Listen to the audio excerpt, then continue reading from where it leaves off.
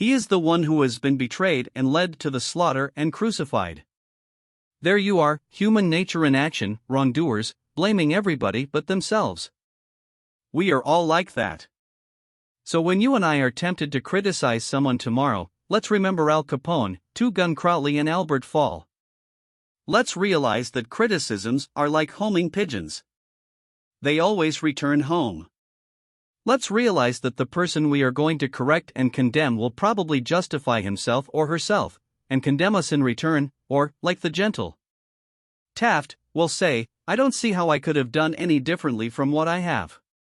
On the morning of April 15, 1865, Abraham Lincoln lay dying in a hall bedroom of a cheap lodging house directly across the street from Ford's Theater, where John Wilkes Booth had shot him. Lincoln's long body lay stretched diagonally across a sagging bed that was too short for him. A cheap reproduction of Rosa Bonheur's famous painting The Horse Fair hung above the bed, and a dismal gas jet flickered yellow light. As Lincoln lay dying, Secretary of War Stanton said, there lies the most perfect ruler of men that the world has ever seen.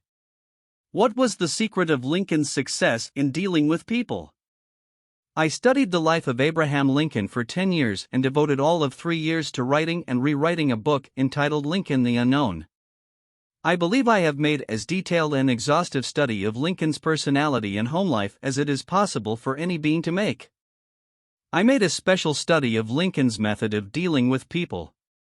Did he indulge in criticism? Oh, yes.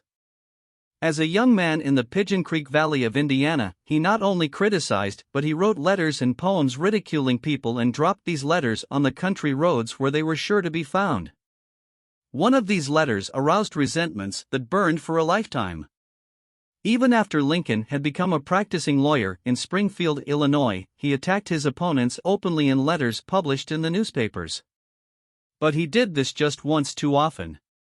In the autumn of 1842, he ridiculed a vain, pugnacious politician by the name of James Shields. Lincoln lampooned him through an anonymous letter published in the Springfield Journal. The town roared with laughter. Shields, sensitive and proud, boiled with indignation. He found out who wrote the letter, leaped on his horse, started after Lincoln, and challenged him to fight a duel. Lincoln didn't want to fight. He was opposed to dueling, but he couldn't get out of it and save his honor. He was given the choice of weapons. Since he had very long arms, he chose cavalry broadswords and took lessons in sword fighting from a West Point graduate, and, on the appointed day, he and Shields met on a sandbar in the Mississippi River, prepared to fight to the death, but, at the last minute, their seconds interrupted and stopped the duel. That was the most lurid personal incident in Lincoln's life. It taught him an invaluable lesson in the art of dealing with people. Never again did he write an insulting letter.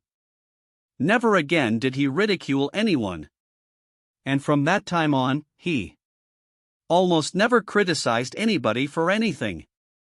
Time after time, during the Civil War, Lincoln put a new general at the head of the Army of the Potomac, and each one in turn, McClellan, Pope, Burnside, Hooker, Meade, blundered tragically and drove Lincoln to pacing the floor in despair.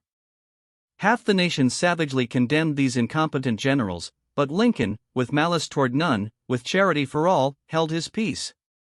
One of his favorite quotations was, "Judge not, that ye be not judged."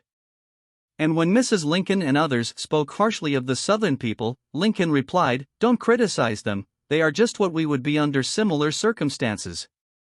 Yet if any man ever had occasion to criticize, surely it was Lincoln. Let's take just one illustration.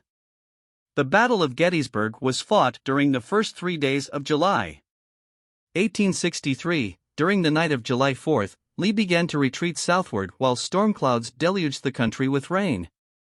When Lee reached the Potomac with his defeated army, he found a swollen, impassable river in front of him and a victorious Union army behind him. Lee was in a trap. He couldn't escape. Lincoln saw that. Here was a golden, heaven-sent opportunity, the opportunity to capture Lee's army and end the war immediately. So, with a surge of hope, Lincoln ordered Meade not to call a council of war but to attack Lee immediately. Lincoln telegraphed his orders and then sent a special messenger to Meade demanding immediate action. And what did General Meade do? He did the very opposite of what he was told to do. He called a council of war in direct violation of Lincoln's orders. He hesitated. He procrastinated. He telegraphed all manner of excuses. He refused point-blank to attack Lee. Finally, the waters receded and Lee escaped over the Potomac with his forces. Lincoln was furious. "What does this mean?" Lincoln cried to his son. "Robert! Great God! What does this mean? We had them within our grasp, and had only to stretch forth our hands and they were ours, yet nothing that I could say or do could make the army move. Under the circumstances, almost any general could have defeated Lee.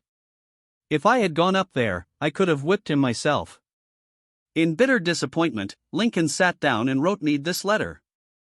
And remember, at this period of his life Lincoln was extremely conservative and restrained in his phraseology. So this letter coming from Lincoln in 1863 was tantamount to the severest rebuke. "My dear General, I do not believe you appreciate the magnitude of the misfortune involved in Lee's escape.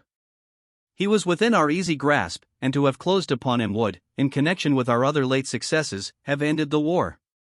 As it is, the war will be prolonged indefinitely. If you could not safely attack Lee last Monday, how can you possibly do so south of the river, when you can take with you very few, no more than 2/3 of the force you then had in hand? It would be unreasonable to expect, and I do not expect that you can now effect much. Your golden opportunity is gone, and I am distressed immeasurably because of it." What do you suppose Meade did when he read the letter? Meade never saw that letter. Lincoln never mailed it. It was found among his papers after his death.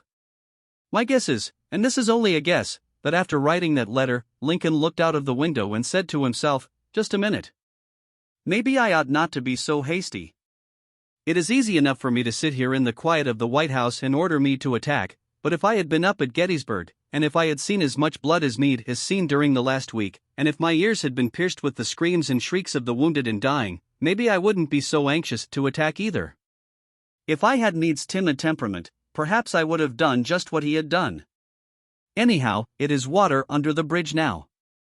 If I send this letter, it will relieve my feelings, but it will make Meade try to justify himself. It will make him condemn me. It will arouse hard feelings, impair all his further usefulness as a commander, and perhaps force him to resign from the army." So, as I have already said, Lincoln put the letter aside, for he had learned by bitter experience that sharp criticisms and rebukes almost invariably end in futility. Theodore Roosevelt said that when he, as president, was confronted with a perplexing problem, he used to lean back and look up at a large painting of Lincoln which hung above his desk in the White House and ask himself, "What would Lincoln do if he were in my shoes? How would he solve this problem?" Mark Twain lost his temper occasionally and wrote letters that turned the paper brown. For example, he once wrote to a man who had aroused his ire, "The thing for you is a burial permit. You have only to speak and I will see that you get it." On another occasion he wrote to an editor about a proofreader's attempts to improve my spelling and punctuation. He ordered, "Set the matter according to my copy hereafter and see that the proofreader retains his suggestions in the mush of his decayed brain." The writing of these stinging letters made Mark Twain feel better. They allowed him to blow off steam, and the letters didn't do any real harm, because Mark's wife secretly lifted them out of the mail. They were never sent. Do you know someone you would like to change and regulate and improve? Good. That is fine. I am all in favor of it. But why not begin on yourself? From a purely selfish standpoint, that is a lot more profitable than trying to improve others, yes, and a lot less dangerous. Don't complain about the snow on your neighbor's roof, said Confucius, when your own doorstep is unclean. When I was still young and trying to impress people, I wrote a foolish letter to Richard Harding Davis, an author who once loomed large on the literary horizon of America.